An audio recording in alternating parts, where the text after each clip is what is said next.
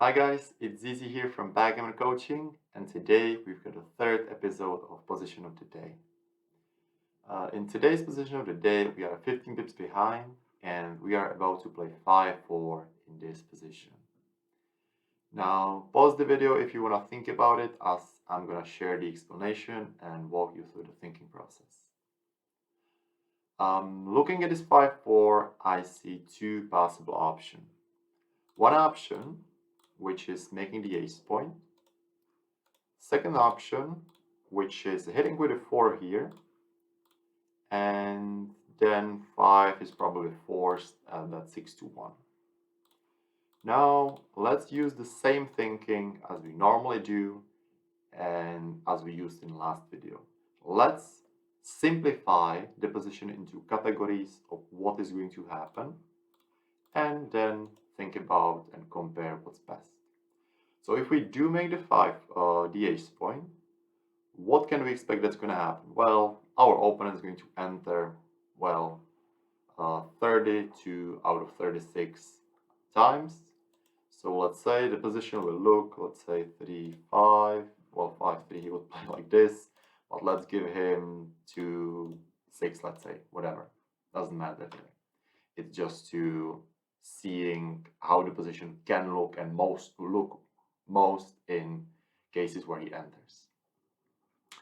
So when he does enter, it's going to look something like this, where what's our shape? Looking at this position, I can't see much liking this position, as what can we really do? Well, we are 13 pips behind in a race, so we would like to attack. We cannot really split our back checkers. We cannot escape. Okay, so if he rolls 2-6, this is going to happen. What other rolls? Let's say 4-3. Okay, he does this. Same thing. We are behind in a race, not in a good shape, as we want to contain him. Again, we cannot split against this structure. So what would be our plan? Not so nice. Well, let's see the other option. Other option was 13-9, 6-1. Now, what can happen now? This seems pretty risky, right? But what's really going to happen? Now, what would be the categories? Well, one is where he doesn't hit us, definitely, right? Where he doesn't hit us, rolls 3-2, 3-4, 2-4, 3-6, 2-6, 4-6. Looking at this position, I really like this. Pretty certain I'm going to make the 5 point. It will look something like this, and I do like this position. This position I would swipe right on Tinder, so far so good. What else can happen? Well, he can hit us. He can hit us with 1, let's say, so 1-3, whatever. Well, if he rolls 3-1, I'm not the happiest person, but I can still enter, and with many combinations I can again remake the 5 point. And again, I do like this position. Interesting. So far I like all the scenarios. But there is one scenario I don't like, and that's where he rolls when he rolls the 5, right? When he rolls the 5, I'm not happy, as I'm just gonna enter and not have the best position in the world. But well, it's not bad either. So we compared it in a way that we can see that we like the position, like the move, double hit, every single time, except the time where he rolls a 5. Okay, I can live with that. So we compared, we came to a conclusion that if we make this move, we are so in all cases. It will not get that bad, it will not get that good. So we are still underdogs though.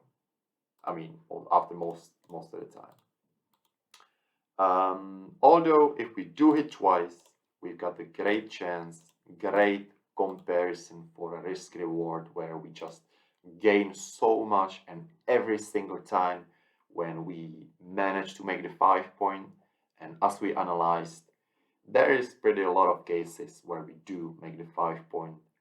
So let's check the answer, and double hit is going to be a right move. Let's see, it is. Although we are not done yet. This move, we can see it's correct now. But what if I'll do one slight change and I'll show you this position? Is this different or is this just completely same? Well, it is different. Now the correct move is indeed making the ace point. And now you may be asking yourself, how the hell am I supposed to find this over the board? Well, simple. Let's think about it the same way in this position. Now, if we do make the ace point, let's say again he rolls 2-6 or just enters and plays like this, well, suddenly our race is not that bad. I mean, now, first of all, we can split the back checkers and create something there. So our position is not lost from that point of view. And yeah, we can find ourselves in much better shape than before when we were down 12 pips. Now, well, basically even. Okay, that's pretty good. About to compare the other case, well, if we do hit twice, I mean, basically same risk reward. Of course, we do like when we are able to make the 5 point, although, well, we loved the position before basically every single time. Now the risk reward situation, well, we risk a little bit more, right? Because we were pretty happy with this situation, so we will be still happy. But now it's a huge difference if, let's say, you could settle for 3 out of 10 and suddenly you can have a change to 7 out of 10, when you can settle for 6 out of 10, or you can risk everything and go for 7 out of 10. So this would be the conclusion. This was a little bit exaggeration with 3 out of 10 to 7 out of 10, but well, this is the explanation, and this is how you can find these positions, how you can understand these differences, and how crucial it is. Remember, the race by itself, that's not a reason. Race we use just as a tool. It's important. When somebody tells you, okay, the race was the reason, well, it's definitely not the race by itself. It's just the implication. We use the race as a tool to see the implication, how better it gets when we are just a little bit better in the race, and when he doesn't have that extra man in the zone, as we can split now. So hope you enjoyed the video, hope it was understandable.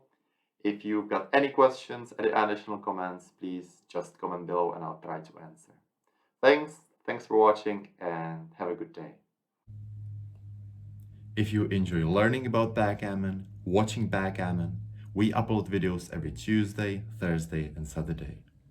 Make sure to subscribe so you will not miss any of our content. And remember, when you think there is nothing else coming up, there's always something coming up.